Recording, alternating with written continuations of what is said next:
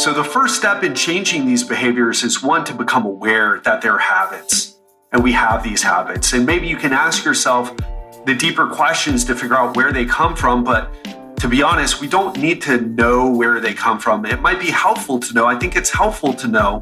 But the way to change your behavior, and this is going to sound super simple, and it is, but it's also very hard, is we need to, every time that behavior shows up, we need to do something different. Welcome to the Legendary Life Podcast, where it's all about taking control of your health, losing fat, transforming your body, and living the life you deserve with celebrity fitness trainer and longevity enthusiast, Ted Rice. Now, back to the show. Why is it so hard to break bad habits? Have you ever asked yourself that? When you're trying to change, you're trying to get yourself to do something, and then the stress comes back on and you just fall back into old behaviors. Why is it so hard to break these bad habits? That is what we're going to talk about today. Welcome back to the show. I'm your host, Ted Rice, coach to business owners and busy professionals. And part of what I do is help people break these bad habits. And I have a history of having many bad habits. Now, you may see me on social media or hear me on this podcast and say, wow, man, that guy really must have his life together. Well, that's, I have my life more together than I ever have, but I still struggle with these habits, with some of these habits. And today I want to share with you some stories that will help you understand your bad habits better, why you have them, why they're so hard to break, and more importantly, what you can do about it. So here's what I want to share with you first. I had this really bad habit in my 20s of coming home and smoking marijuana. Now, in my 20s, in case you haven't heard this story, I was a personal trainer in Miami Beach. I worked with a lot of celebrities. I worked with Robert Downey Jr., Ricky Martin, got to train Richard Branson one day, and a bunch of other celebrities. Bunch of very successful entrepreneurs as well. Guys who have Ferrari collections, multi-million-dollar mansions, high net worth people.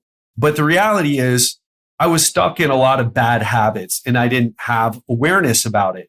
And some of my bad habits were that I needed to do some things to grow my business, but I wouldn't do them. And because I was so stressed out from my lack of action, I had all these negative emotions. So I was making decent money. I was charging, I forget, in my 20s, I think I was charging like $100 an hour for personal training. Not bad money, right? But the problem is I didn't have it really organized. So I wasn't working that much. I wasn't making even six figures a year. I wasn't even hitting six figures a year, especially when people went away for the summer. And I was really frustrated about it.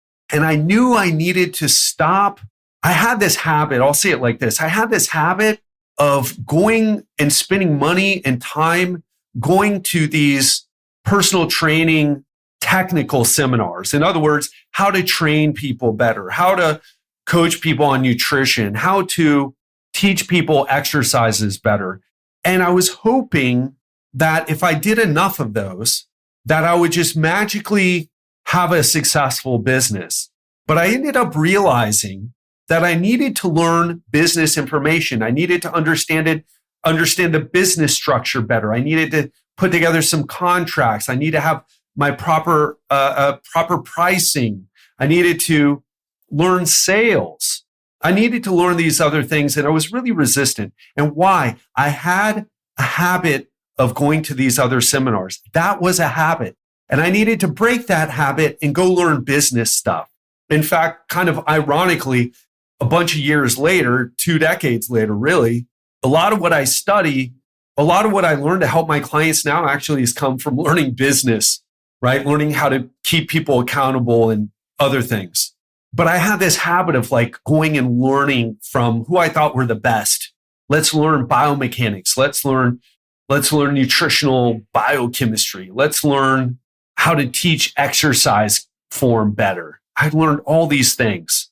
And I spent so much money and I traveled a lot for this. We didn't go on vacation though, but I traveled a lot for this. And it just never gave me the results in my business. And I had this habit of continuing to do it, even though I knew I needed to transition over and start learning business. That was a habit and I had to break it.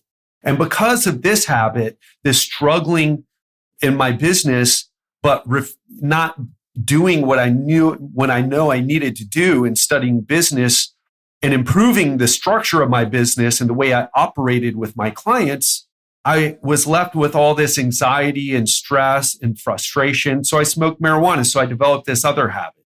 And it was a habit that I had for a lot of years.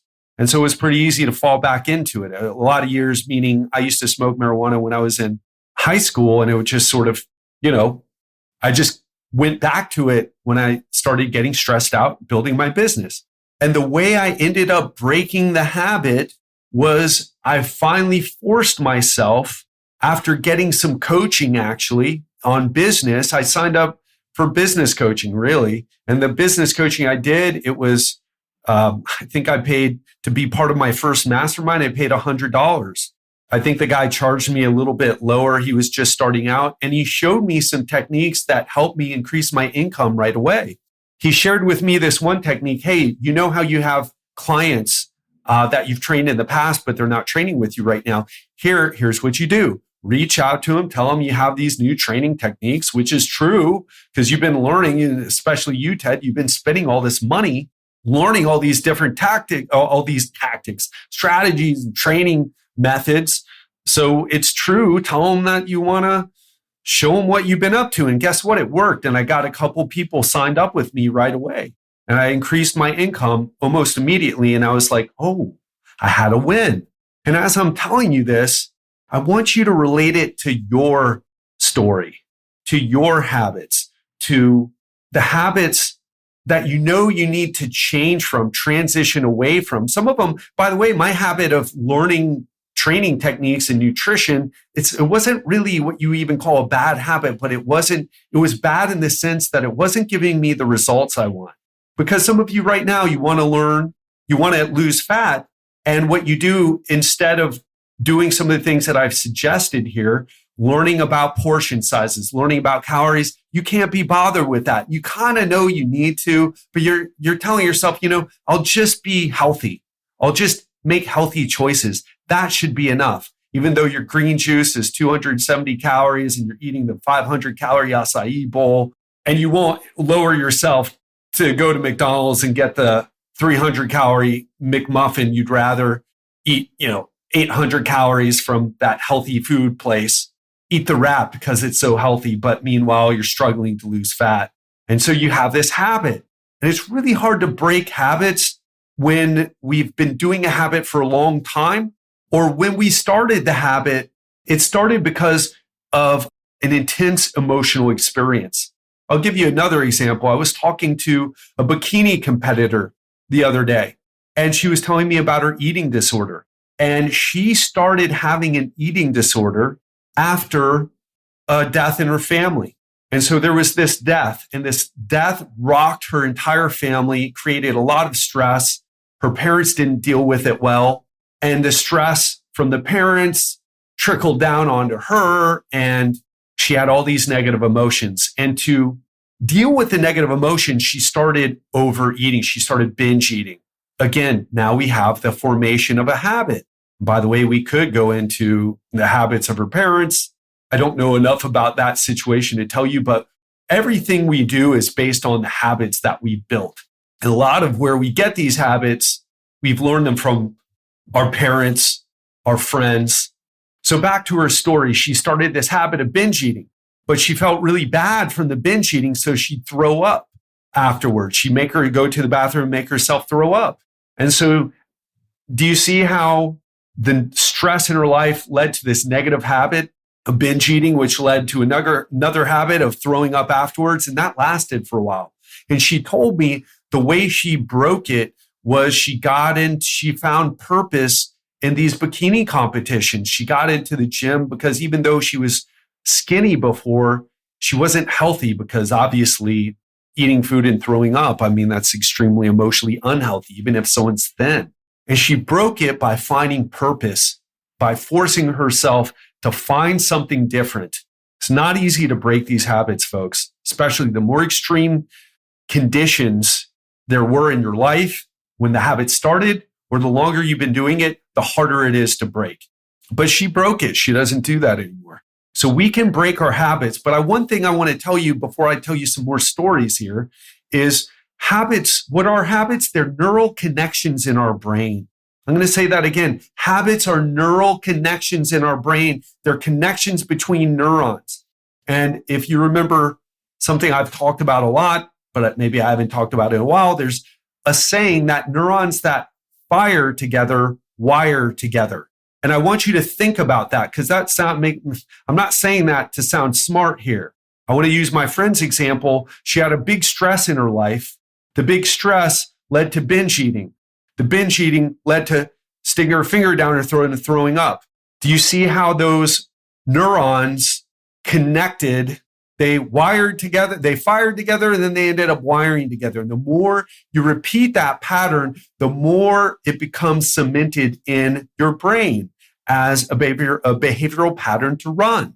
And if you do that for a really long time, doesn't matter what it is, by the way, checking your phone when you first wake up, mindlessly scrolling social media when you should be focusing on work. I've never done that before. No, none of us have ever done that before. Hey, look, we're all guilty of them, but if we get into a bad spot, we can really get hooked on them.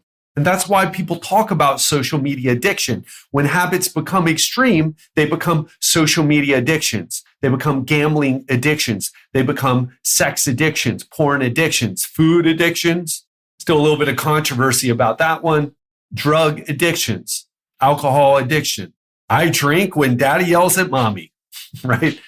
I started smoking marijuana because of the stress in my house. My parents were alcoholics. They were high functioning alcoholics. They were both attorneys. They both made a lot of money. And when the stress from their own lives became too much, they had the habit of drinking alcohol to relax at night after hard days of work. And for me, I learned how to get high from them. I learned how to when you're stressed, what you do is you ingest some chemical. And I tried alcohol quite early, actually, like 12, 13. First time I was drunk, I was 10.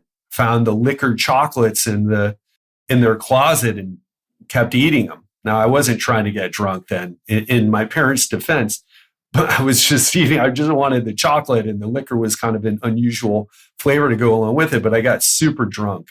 And so anyway, the point is that I learned, mom and dad get stressed. Now, I didn't think about this consciously, by the way. I wasn't thinking about this consciously, but I just found myself gravitating towards using substances. Now, I don't like alcohol that much. I'd rather smoke weed or do something different. Actually, I did drink quite a bit, to be honest, but I'd always gravitate,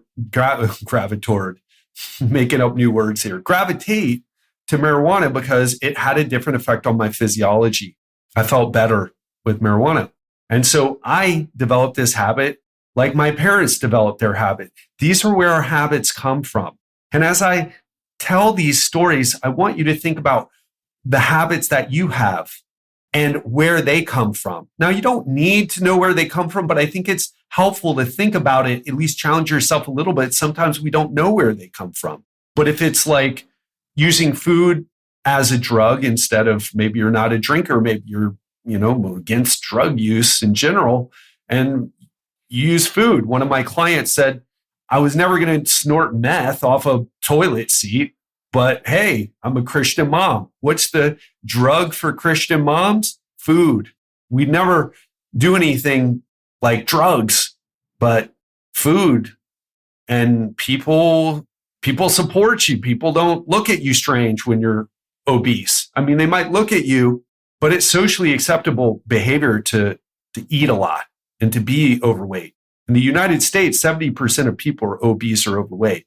I don't want to say it's socially acceptable in the sense that, I almost, like people are trying to say now, hey, being fat is beautiful. Being fat is healthy. You're even starting to see that now. So again, I tell you these things because I want you to think about your situation. I want to tell you one more. I want to share with you about a client that I'm working with recently. He wanted to quit coaching. And he came to the call the other day. He's like, listen, I've been at this for almost 6 months now. I've lost some weight here and I'm feeling good, but I'm feeling very frustrated right now and I want to give up. And I'm not, and he's a smart guy. He said, look, I'm not convinced that giving up is the right option here, but it's how I'm feeling. And I said, great. Thank you for being honest. Now we can talk about this. And as we began to talk, it began to become clear that the reason that he wants to quit is because he has a habit of quitting and what is comfortable, doing your habits, even if your habits are uncomfortable. See, people get confused about this. They're like, no, I'm not comfortable, Ted. I'm not comfortable. Well, it's like, do you think I was comfortable getting high all the time after work? It wasn't that comfortable. I used to love the way marijuana made me feel, but after a while, it had like a 50% good, 50% kind of raised my heart rate and got me a little bit anxious, and it was hard to focus. So it wasn't like, oh my God, I'm in heaven right now. It's like, oh, I'm stoned and I kind of feel good, but oh gosh, I kind of feel bad too, especially smoking. Smoking is oxidative stress. It's not good for you, even if it's marijuana. So I didn't feel that good. I feel better now that I'm not high all the time. But it felt more emotionally comfortable to run the same habit instead of to change the habit, especially because I started smoking marijuana when I was young, when the stress was on, when the pressure was on in my life. And so this client, it's more comfortable for him to go really extreme because he had a history of doing triathlons, working really hard, doing strict diets. And then after a year or 2 or 3 of that, he would gain all the weight that he lost back. This guy's been 10% body fat doing those things. So for him, part of his habit is he yo-yos through these extremes. Yo-yo dieting is a habit, my friends. The restrict binge cycle, it's a habit. So let's talk a little bit about how to break habits. Oof, this can be hard. Well, how did I break the habit of smoking marijuana? Well, I found purpose in my business. Actually, I went back to school. I did a lot of things. We need to push ourselves through. I'll just say it like this. We need to push ourselves through the discomfort because when we try to change a habit, it's really uncomfortable. I mean, think about when you want to check your phone and you keep checking your phone and then you're like, man, I'm checking my phone all the time. I got to stop. But you're just like, you just got to check your email or scroll on social media. It feels bad, like an itch. So one of the things is you got to bring down the stress in your life. That's one thing I've learned. I get 2 90-minute massages weekly in general. Miami, it's a little bit more expensive, so I'll go with 1 massage a week, but I get massages every week. I just came from the pool right now. I'll say it like this. I don't view relaxation as the opposite of work. I realize that it's part of my work, especially when you work with people like I do. I can't show up and do a crappy job. I need to be in peak state.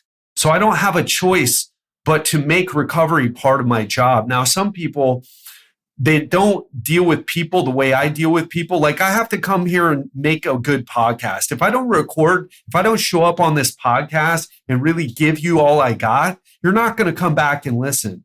You're going to say, this guy doesn't have it. I mean, I can hear he sounds like he's a little bit smart. He's got some experience, but I'm just really not feeling his energy. I need to come every single time. I don't have, and the same thing goes with it's even more important for my coaching clients. They pay me money to show up and have the energy to solve their problems. I bring the energy. I bring the solutions. So I can't afford not to have recovery as part of my work. And I want you to think about yourself and your stress. Maybe your habits are how you deal with stress. Maybe your habit is instead of taking a break when you're starting to reach that burnout point, you go all the way to the point where you're just completely fried before you take a break. Part of the thing too is like some of us, we have a habit of quitting instead of taking a break. We don't realize that there's something in between quitting and going forward. It's called taking a break, And if you take breaks, you can keep going.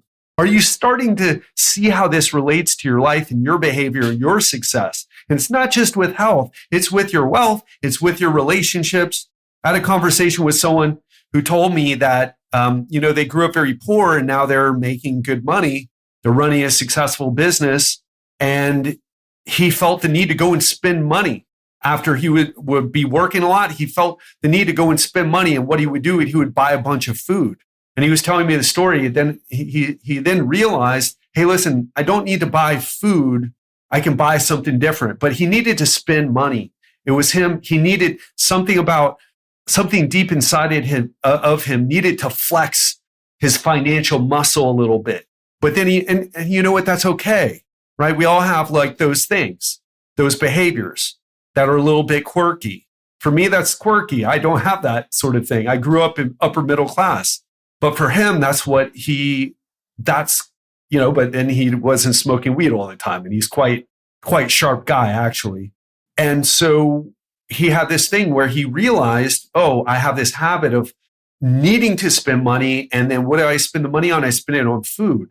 But then he realized, I don't need to go buy steak and go eat a lot. I can buy other things, or I could buy things for other people. These are it's weird being a human being. We feel like we're in control part of the time. Then the other part of the time, it's like, where does this stuff even come from? Part of it's the human wiring that we all come with. The other part is, although your parents loved you, they probably weren't the best parents. Why do I share the way I was brought up and some of my parents and some of the way my parents kind of screwed up? It's not to talk bad about them. I love my parents. Well, I love my dad and love my mom. My stepmom, that's another story for a podcast for another time. But the point is that we're trying to see where these behaviors come from. And they come from early childhood experiences or traumatic experiences that we went through that maybe don't have to deal with our parents in some respects. But that's where they start. But changing them, we got to go through the uncomfortable. We got to make the uncomfortable choices. And here's another habit. Oh, I don't have time to work out. And you see that person on Instagram and then on Facebook, and they're making a comment, and it's like, oh, you don't have the time to work out, but you got time to scroll on social media. So you could do a few sets of bodyweight squats, and then if you do a few sets of push-ups, but you're choosing to do something else, but you don't have time. So the first step in changing these behaviors is, one, to become aware that they're habits, and we have these habits. And maybe you can ask yourself the deeper questions to figure out where they come from. But to be honest, we don't need to know where they come from. It might be helpful to know. I think it's helpful to know. But the way to change your behavior, and this is going to sound super simple, and it is, but it's also very hard, is we need to, every time that behavior shows up, we need to do something different. One thing that happened when I was running now the clients I deal with now are quite successful and they're really ready to go, or they're not, or they just don't know me well enough and they say no, they don't want to join my coaching program, which is totally fine. But when I ran a group, the group was interesting because it was a less expensive plan because it was group coaching. And those people, they had investing in themselves financially was a big deal for these people. There was a lot of heaviness with the group, not with every person, but I remember having a conversation, a breakthrough call with someone who had gone through my 7-day challenge that I used to run back on Facebook, where people would lose 1 to 5 pounds in a week. It was really great, but don't have the time to run it anymore with what we do now. Anyway, she hopped on a call with me and she was so anxious and nervous. And I was just like, you've been listening to the podcast for a year. We're talking right now. Why are you so nervous? What don't you trust about this? And she's like, I don't know. I do trust you. I do believe you. I do trust you. I've been listening to you for a year. And she ended up signing up. And then right after we signed up, I was like, listen, what do you think that was? How do you feel now? I feel so relieved that I signed up with you. I said, what do you think that was? It was like, I've never done this before. So she had a habit of not investing in herself. Sometimes the habits are to avoid doing things. Sometimes we can have a habit of avoiding things. So the way to break habits is you've got to work through the discomfort and you got to push forward and change your behavior in those moments when it really counts. If you have for example, in my relationship, in my ex-marriage, in my marriage with my ex-wife, we blew up at each other. Terrible habit. And so part of what I had to do there is when it got into a fight, I needed to walk away. I needed to control myself and walk away because guess what? Walking away was really hard to do, extremely hard to do. I wanted to stay in it. I wanted to talk through it. I wanted to yell at her, and not because I was angry, not because I wanted to hurt her or whatever, or to over yell or win by yelling. I really wanted it to resolve. I really wanted the situation to resolve and wanted to resolve peacefully. But we kept getting into these yelling exchanges and it never did resolve peacefully. So the thing that I needed to do was walk away, or her to walk away. And eventually we had to walk away from our relationship. And we had a habit, and this is another great example, I think. We had a habit in our relationship of staying in this battle, staying in the fight when we should have walked away, because there was nothing good that came from those arguments. In fact, I put my hand over my heart. One time I'm like, well, if I keep doing this, I think I'm going to end up with a heart attack. I mean, I'm a healthy guy, but this amount of stress, I feel like pain in my chest. I don't have blocked arteries. I should get a calcium score just to make sure, but I've had my heart checked out a bunch of times and echocardiograms, and my heart pumps really well, but still you can have these problems. Anyway, the point is this, that was a habit. Sometimes the relationship that people are in is a bad habit. For my ex-wife and I, that was the case. Breaking the habit meant breaking the marriage. We couldn't fix it. We're both beyond that at that point. It was a bad habit.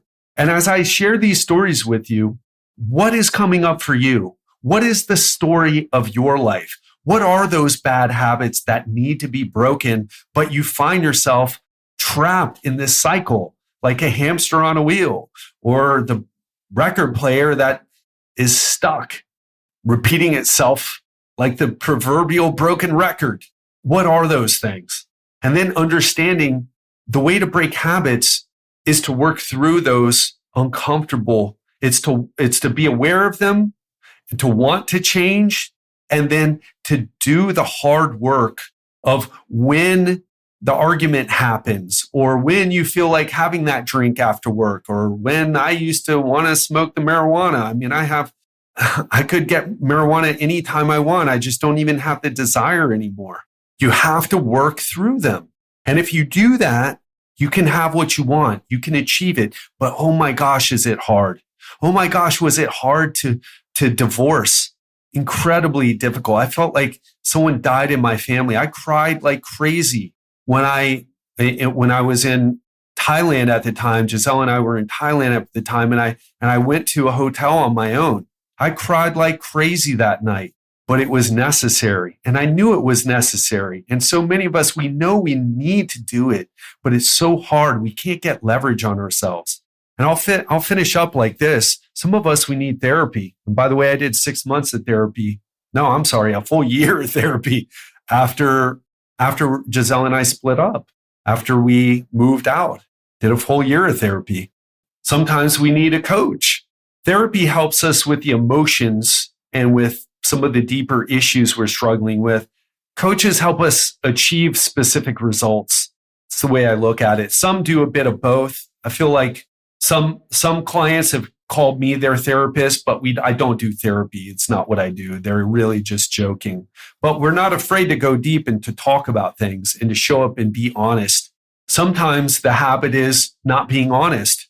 I told one of my clients that if you come here and you feel like I'm not the guy and I can't make this happen for you, I want you to tell me that.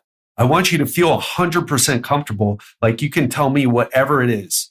You can call me a fucking asshole. I don't care, but as long as you're being honest, because if you're honest, then we can work with that. But if you're holding back, if you have a habit of not telling people what you know you need to tell them, that's another bad habit that you need to break. More high level, this one. a little less tactical, but a really important discussion that needs to be talked about again and again until you change your habits. Oh, I know this stuff. Really? Then why haven't you changed it? Is the question, right?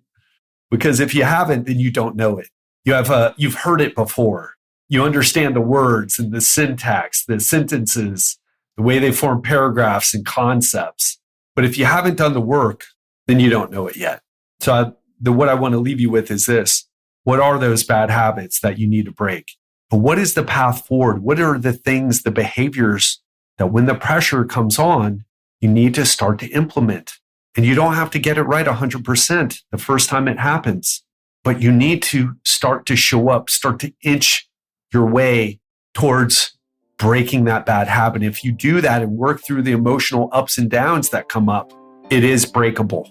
You can do it. On Monday, we're going to have another interview. My friend Nir Eyal is back on the show. And for those of you who don't know him, Nir's the author of 2 best-selling books, Hooked, How to Build Habit-Forming Products, and Indistractable, How to Control Your Attention and Choose Your Life. Now, he writes, consults, and teaches about the intersection of psychology, technology, and business. But the reason why I'm having him on the show is to talk about how we can become more indistractable.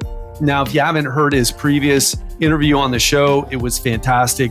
We're going to cover a bit of that, and we're going to move into new ground and talk about how it's harder than ever to stay indistractable in 2024 with all the changes that are accelerating. His book is even more relevant.